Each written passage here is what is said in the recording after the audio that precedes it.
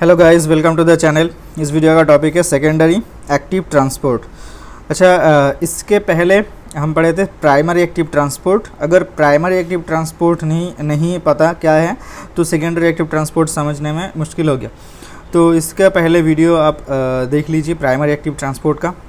तो वहाँ पे उसका एक क्विक समरी दे देते हैं। देखो, नाम में है सेकेंडरी, 3 वर्ड है, सेकेंडरी एक्टिव और ट्रांसपोर्ट। मतलब ये कौन सा टाइप का ट्रांसपोर्ट है? मेम्ब्रेन के अक्रॉस, ठीक है, मेम्ब्रेन के अक्रॉस ट्रांसपोर्ट है, सेल मेम्ब्रेन के अक्रॉस। एक्टिव ट्रांसपोर्ट मतलब एक्टिव और पैसिव 2 टाइप के ट्रांसपोर्ट होते हैं डिपेंडिंग ऑन एटीपी यूसेज। मतलब एटीपी यूज़ होता है, इस ट्रांसपोर्ट पे एटीपी यूज़ होता है। और सेकेंडरी मतलब नॉट प्राइमरी, मतलब ये प्राइमरी के ऊपर डिपेंडेंट है। कैसे डिपेंडेंट है आगे पता चलेगा।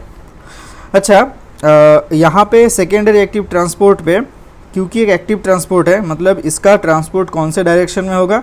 Against the concentration gradient, against concentration gradient. अच्छा, यहाँ पे देखो, 2 और more substances are transported on same direction और अपोजिट डायरेक्शन। सेम डायरेक्शन में ट्रांसपोर्ट हो सकता है, दो या फिर 2 से ज़्यादा। अगर सेम डायरेक्शन में ट्रांसपोर्ट होता है उस ट्रांसपोर्टर को बोला जाता है सिम्पोर्टर, और इसे बोला जाता है को ट्रांसपोर्टर। दूसरा नाम है सिम्पोर्टर का को ट्रांसपोर्टर। और एंटीपोर्ट का दूसरा नाम है एक्सचेंजर, एक्सचेंजर। इसका एग्जांपल देख लेते हैं। सिम्पोर्टर में से आता है SGLT, मतलब सोडियम ग्लूकोज को ट्रांसपोर्टर, सोडियम ग्लूकोज को ट्रांसपोर्टर। ये 2 टाइप के हो सकते हैं, 1 और 2। ये देखो SGLT 2 टाइप के हो सकते हैं। एक तो इंटेस्टाइन में वो रहता है, जो SGLT 1 रहता है, 1 आई की तरह दिखता है। और ये देखो इंटेस्टिन भी आई से स्टार्ट होता है, ऐसे याद रखना है, 1 और आई, ठीक है। और 2 जो होता है वो PCT मतलब प्रॉक्सिमल कन्वोल्यूटेड ट्यूब्यूल में, प्रॉक्सिमल कन्वोल्यूटेड ट्यूब्यूल में रहता है SGLT 2, जो कि एक एक्टिव ट्रांसपोर्टर है। एक्टिव ट्रांसपोर्टर मतलब कॉन्सेंट्रेशन ग्रेडियंट के अगेंस्ट। अच्छा, एक होता है SGLT। दूसरा देखो सोडियम पोटेशियम 2 क्लोराइड को ट्रांसपोर्टर। ये भी रेनल ट्यूब्यूल में रहता है, रेनल ट्यूब्यूल में, जो होता है हिनलीज लूप में रहता है, असेंडिंग लिम्ब ऑफ हिनलीज लूप, ठीक है। तीसरा है सोडियम आयोडाइड सिम्पोर्टर। ये थायराइड सिंथेसिस में पढ़ेंगे ये टॉपिक। और ये जो sodium chloride potassium sodium potassium 2 chloride को ट्रांसपोर्टर है, ये डायरेटिक्स में पढ़ेंगे, ओके। और एंटीपोर्ट में आता है क्लोराइड बाइकार्बोनेट एक्सचेंजर। इसे देखो, क्लोराइड भी एनायन है, बाइकार्बोनेट भी एनायन है। स्पेशली ये जो ट्रांसपोर्टर है, इसको हम बोलते हैं एनायन एक्सचेंजर, दूसरा नाम है एनायन एक्सचेंजर, ओके।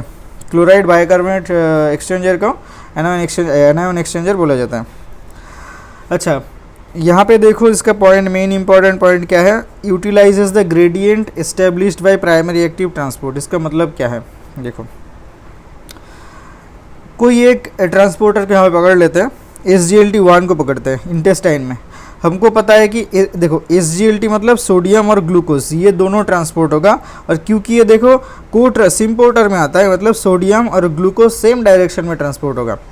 और इंटेस्टिन में ग्लूकोज का जो एब्जॉर्प्शन होता है, वो एब्जॉर्प्शन होने के बाद वो ब्लड में आता है। कैसे आता है? देखो, ये एक लूमेन मान लेते हैं, इंटेस्टाइन का ये लूमेन है, और ये उसका बाजू का सेल, ये लूमेन है, इंटेस्टाइन का लूमेन, इंटेस्टाइन का लूमेन। और इस तरफ है ब्लड वेसल, ये है ब्लड वेसल। तो ब्लड वेसल के इस साइड में रहता है जो ट्रांसपोर्टर, उसे बोलते हैं सोडियम पोटेशियम ATPase।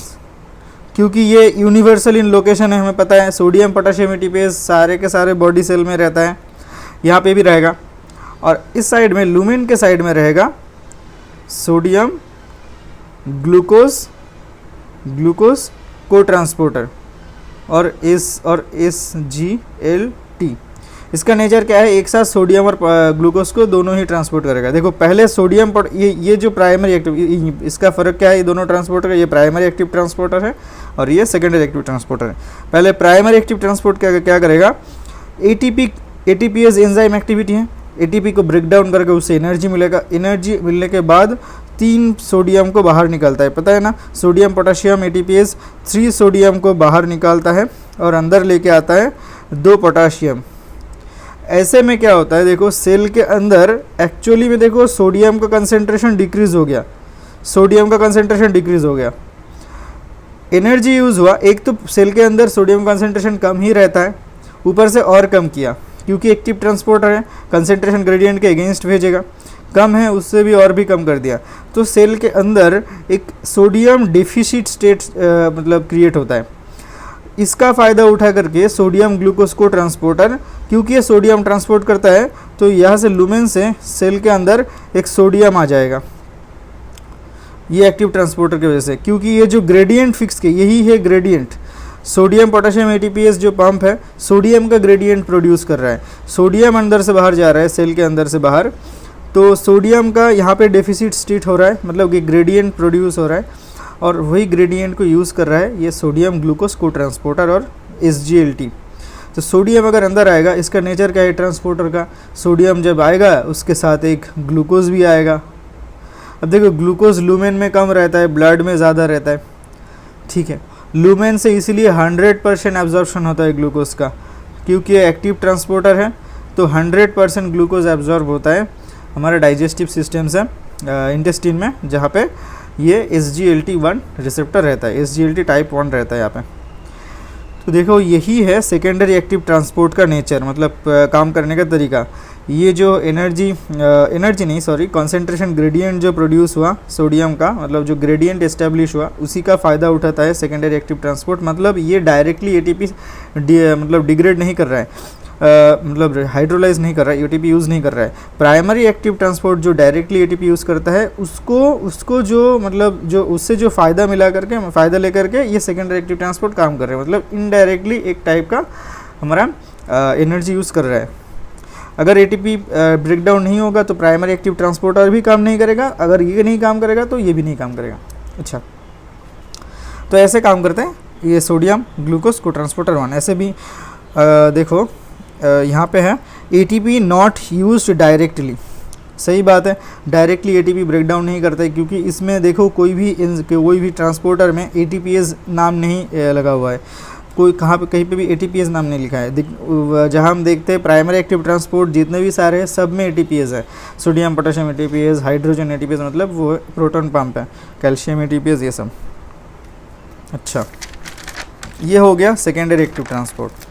इसके बाद आता है और एक टाइप का एक्टिव ट्रांसपोर्ट जो होता है वेसिकुलर ट्रांसपोर्ट और वेसिकुलर ट्रांसपोर्ट, मतलब यहाँ पे जो सब्सटेंस है वो ट्रांसपोर्ट होता है इन द फॉर्म ऑफ वेसिकल, इसीलिए बोला जाता है वेसिकुलर ट्रांसपोर्ट, जो कि एक active transport energy dependent process है, इसलिए एक टाइप का एक्टिव ट्रांसपोर्ट है।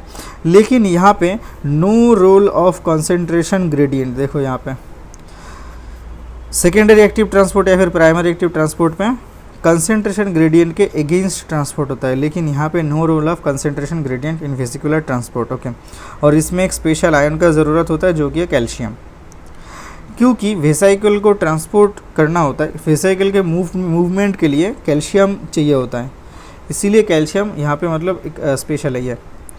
मेनली जो वेसिकुलर ट्रांसपोर्ट प्रोसेस 2 टाइप के हैं, एक होता है एक्सोसाइटोसिस और दूसरा होता है एंडोसाइटोसिस। एक्सो मतलब बाहर, एक्सो मतलब आउट, और इंडो मतलब इन, मतलब एक्सोसाइटोसिस मतलब क्या है, अंदर से बाहर की तरफ transport, in to out transport, cell के अंदर से बाहर की तरफ in the form of vesicle बाहर ट्रांसपोर्ट, एक्सोसाइटोसिस ये होता है एक्सो। और इंडोसाइटोसिस मतलब सेल के अंदर बाहर से अंदर की तरफ ट्रांसपोर्ट, उसे बोलते हैं एंडोसाइटोसिस। एंडोसाइटोसिस जो है तीन मेनली 2 टाइप के होते हैं, एक तो पिनोसाइटोसिस और फेगोसाइटोसिस। पिनो मतलब पानी, पीना होता है, तो मतलब पानी, लिक्विड सब्सटेंस का अगर एंडोसाइटोसिस होता है तो उसे पिनोसाइटोसिस बोलते हैं। फेगोसाइटोसिस मतलब solid like microbes, solid substance का अगर एंडोसाइटोसिस होता है बोलते हैं फेगोसाइटोसिस। और एक होता है रिसेप्टर मीडिएटेड एंडोसाइटोसिस, जो कि होता है एलडीएल रिसेप्टर मीडिएटेड, मतलब जो होता है मतलब एलडीएल रिसेप्टर के थ्रू जो एलडीएल का फेगोसाइटोसिस मतलब सेल के अंदर लेने आता है, जो रिसेप्टर मीडिएटेड एंडोसाइटोसिस प्रोसेस से होता है। अच्छा, और एक बात है, प्रोसेस क्या है, जो एंडोसाइटोसिस है, एंडोसाइटोसिस मतलब ये मान लेते हैं एक सेल है, ये वेसिकल है, सेल के अंदर आएगा, क्या होता है एंडोसाइटोसिस, एंडोसाइटोसिस हुआ। इसका अगर एक्सोसाइटोसिस होता है मतलब बाहर जाता है तो उसे बोलते हैं एक्सोसाइटोसिस, एक्सोसाइटोसिस मतलब एक वेसिकल जो एक सेल के थ्रू एंड थ्रू मतलब थ्रू पास हो रहा है, ना अंदर रह रहा है बाहर जा रहा है, ये सेल के थ्रू मतलब सेल के अंदर गया, एंडोसाइटोसिस हुआ, उसके बाद एक्सोसाइटोसिस हुआ, सेल के इस पार से उस पार जा रहा है। इस प्रोसेस में एंडोसाइटोसिस प्लस एक्सोसाइटोसिस दोनों होता है, इसलिए इसे बोलते हैं ट्रांससाइटोसिस और साइटोपेम्सिस, इस प्रोसेस को बोला जाता है। और कुछ स्पेशल प्रोटीन ज़रूरत होता है ये एंडोसाइटोसिस और एक्सोसाइटोसिस के लिए। एक्सोसाइटोसिस में कैल्शियम ज़रूरत होता है, एक तो पता है एक्सोसाइटोसिस में हमारा वेसिकल के ट्रांसपोर्ट के लिए। और इम्पॉर्टेंट प्रोटीन क्या ज़रूरत होता है, वो होता है स्नेयर प्रोटीन लाइक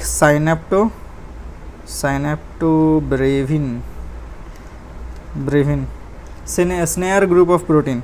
और एंडोसाइटोसिस में क्लैथ्रिन और मेगालिन, ये दो टाइप का प्रोटीन एक्स्ट्रा ज़रूरत होता है एंडोसाइटोसिस और एक्सोसाइटोसिस प्रोसेस के लिए। यही था एक्टिव ट्रांसपोर्ट का सेकेंड पार्ट, मतलब यहाँ पे कवर किया हम सेकेंडरी एक्टिव ट्रांसपोर्ट और वेसिकुलर ट्रांसपोर्ट प्रोसेस। इससे पहले एक था प्राइमरी एक्टिव ट्रांसपोर्ट प्रोसेस, अलग वीडियो में डिस्कस हो चुका है, दोनों एक साथ पढ़ना है। और आई थिंक सब कुछ क्लियर हो गया होगा, एक्टिव ट्रांसपोर्ट और मतलब मेम्ब्रेन ट्रांसपोर्ट रिलेटेड सब कुछ। इसके पहले वैसे पैसिव ट्रांसपोर्ट प्रोसेस भी हो चुका है। तो मिलते हैं नेक्स्ट वीडियो में, टिल देन गुड बाय।